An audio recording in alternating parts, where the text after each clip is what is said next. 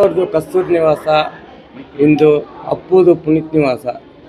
ಈ ಪುನೀತ್ ನಿವಾಸ ನಾನು ಮಾಡಿದ್ದು ಒಂದೇ ಒಂದು ಕಾರಣ, ನಾನು ಅಪ್ಪು ಅಭಿಮಾನಿ, ಪಕ್ಕಾ ಅಭಿಮಾನಿ.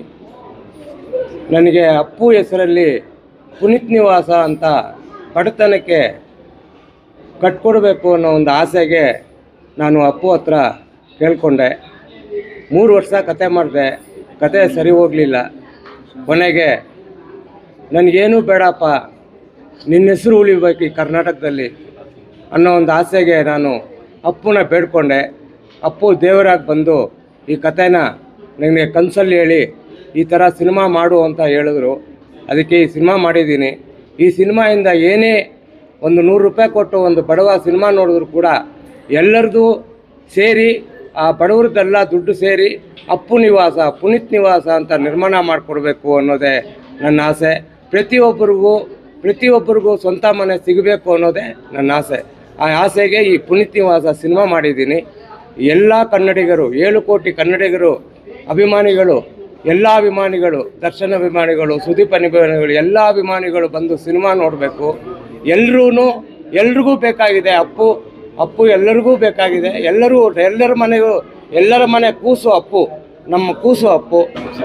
ಚೆನ್ನಾಗಿದೆ. 4 ಜನ ತುಂಬಾ ಚೆನ್ನಾಗಿ ಆಕ್ಟ್ ಮಾಡಿದ್ದಾರೆ.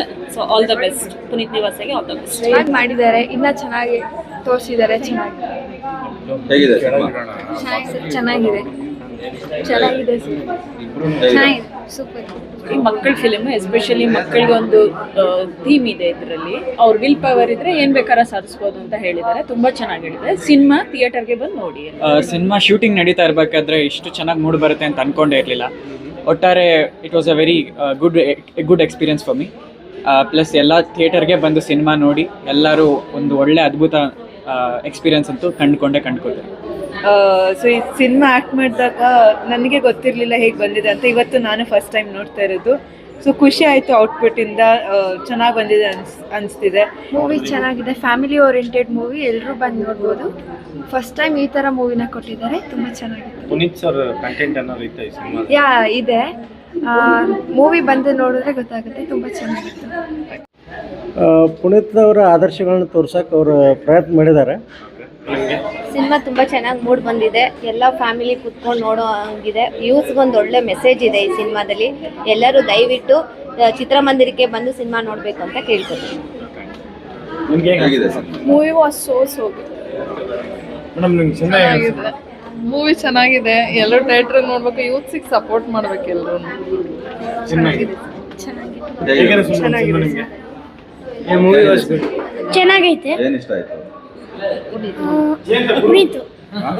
ಪುನೀತ್ ಚೆನ್ನಾಗೈತೆ. ಅದೇ ಪುನೀತ್ ನೀಲ ಚೆನ್ನಾಗಿ ಮಾಡಿದ್ದಾರೆ. ಹಾಯ್ ಸರ್, ತುಂಬ ಚೆನ್ನಾಗಿದೆ.